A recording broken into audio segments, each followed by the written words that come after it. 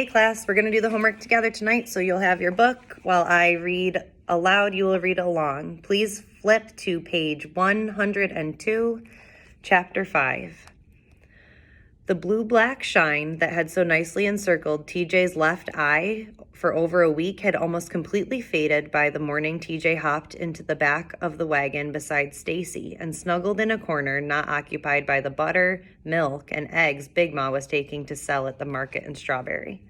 I sat up front beside Ma, still sandy-eyed, and not believing that I was actually going.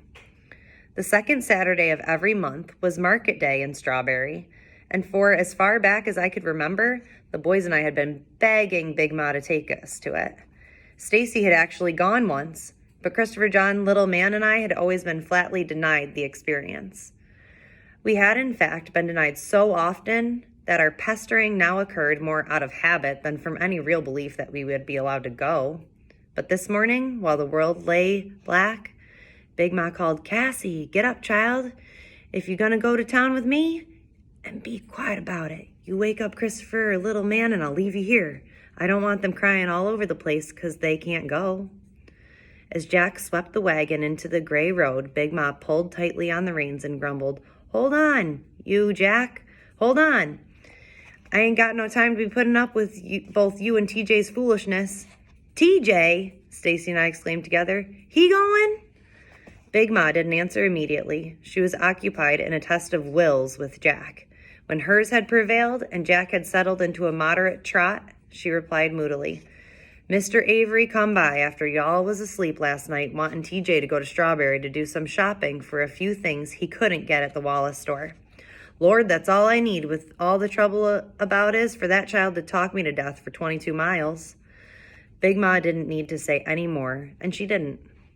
TJ was far from her favorite person, and it was quite obvious that Stacy and I owed our good fortune entirely to TJ's obnoxious personality. TJ, however, was surprisingly subdued when he settled into the wagon. I suppose at 3:30 in the morning, even TJ's mouth was tired. But by dawn, when the December sun was creeping warily upward, shooting pale streams of buff-colored light into the forest, he was fully awake and chattering like a cockatoo. His endless talk made me wish that he had not managed to wheedle his way so speedily back into Stacy's good graces. But Big Ma, her face furrowed in distant thoughts, did not hush him. He talked the rest of the way into Strawberry, announcing as we arrived, "Well, children, open your eyes and take in Strawberry, Mississippi." "Is this it?" I cried, a gutting disappointment enveloping me as we entered the town. Strawberry was nothing like the tough, sprawling bigness I envisioned. It was instead a sad, red place. As far as I could see, the only things modern about it were a paved road which cut through its center and fled northward away from it, and a spindly row of electrical lines.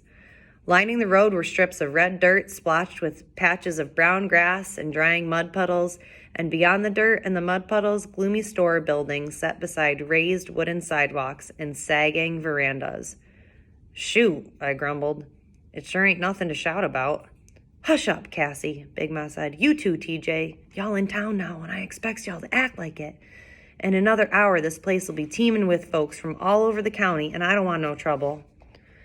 As the stores gave way to houses still sleeping, we turned into a dirt road which led past more shops and beyond to a wide field dotted with wooden stalls. Near the field entrance, several farm wagons and pickups were already parked, but Big Ma drove to the other side of the field where only 2 wagons were stationed. Climbing from the wagon, she said, "Don't seem like too many folks ahead of us. In the summer, I've had to come on Friday and spend the night to get a spot like this." She headed toward the back of the wagon. "Stacy, you and TJ stay up there a minute and push them milk cans over here so I can reach them." "Big Ma," I said, following her, "all them folks up there selling milk and eggs too?" "Not all, I reckon.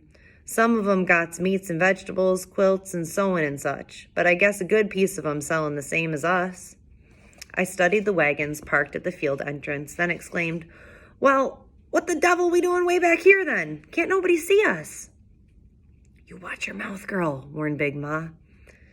Then, arranging the milk cans and baskets of eggs near the wagon's edge, she softened her voice and promised, "We'll do all right. I got me some regular customers, and they'll check to see if I'm here before they buy." "Not back here, they won't," I grumbled. Maybe Big Ma knew what she was doing, but it made absolutely no sense to me to be so far from the entrance. Most of the other farmers seemed to have the right idea, and I couldn't help but try to make her see that business in the business sense in moving the wagon forward. "Why don't we move our wagon up there with them other wagons, Big Ma? There's plenty of room, and we could sell more."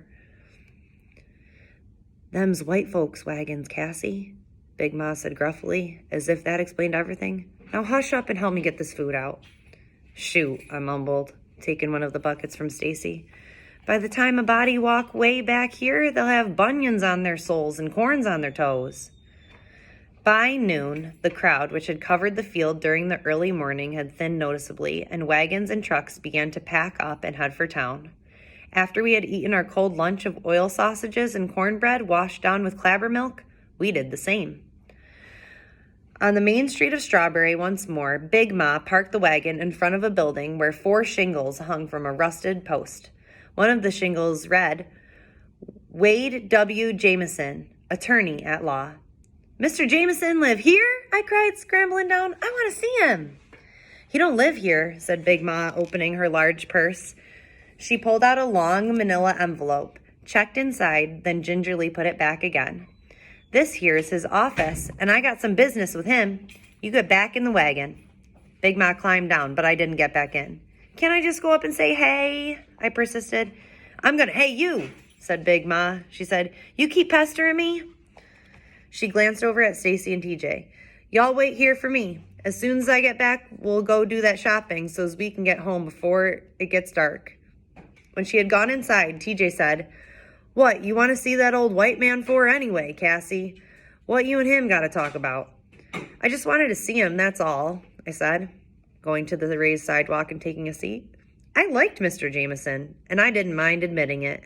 He came to see us several times a year, mainly on business, and although the boys and I were somewhat shy of him, we were always glad to see him. He was the only white man I had ever heard address Mama and Big Ma as Mrs., and I liked him for it. Besides that, in his way, he was like Papa.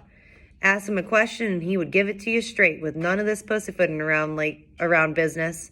I like that. After several minutes of watching farmers in faded overalls and their women in flower sack cut dresses promenading under the verandas, TJ said, "Why don't we go on down to the Mercantile and look around?" Stacy hesitated. "I don't know. I think Big Ma wanted to go with us." "Oh, shoot, man. We'll be doing her a favor. We go on down to the Mercantile now and order up our stuff. We'll save her some time. So when she come from seeing that lawyer, we can just go on home. Besides, I got something to show you." Stacy pondered the suggestion for a long moment. "Well, I guess it'll be all right," he said finally. "Big Ma said stay here," I objected, hoping that Mr. Jameson would come out with Big Ma. "Stay here then," Stacy called over his shoulder as he crossed the street with TJ. I dashed after them. I wasn't about to stay on that sidewalk by myself. The Barnett Mercantile had everything. Its shelves, counters, and floor space boasted items from ladies' ribbons to burlap bags of seeds, from babies' bottles to brand new pot-bellied stoves. TJ, who had been in the store several times before, wove his way among the farmers and led us to a counter at the far corner of the room. The counter had a glass top, and beneath the glass were handguns artfully displayed on a bolt of red velvet. "Just look at it," TJ said dreamily. "Ain't she something?" "What?" I said. "That pearl-handled one, Stacy. Man, you ever seen a gun like that before in your whole life? I'd sell my life for that gun. One of these days I'm gonna have it, too." "I reckon I ain't," said Stacy politely. "It's a nice-looking gun, all right." I stared down at the gun. A price tag of $35.95 stared back at me. $35.95? I almost screamed. "Just for an old gun? What the devil are you going to use it for? Can't hunt with it. TJ looked at me with disgust. I ain't supposed to hunt with it. It's for protection. Protection of what? I asked, thinking of Papa's sturdy shotgun that hung over his and Mama's bed, and the sleek Winchester rifle which Big Ma kept locked in a trunk beneath our own bed. That thing couldn't hardly kill a rattlesnake. There's other things a body needs protecting from more than a rattlesnake, he said haughtily. I get me that gun and ain't nobody gonna mess with me. I wouldn't need nobody. Stacy backed away from the counter. He seemed nervous being in the store. We better get those things you need and get on out of here before Big Ma comes looking for us. Oh man, there's plenty of time, said TJ, looking longingly at the gun. Sure wish I could just hold it just once. Come on, TJ, ordered Stacy, or me and Cassie's gonna go on back outside. Oh, all right.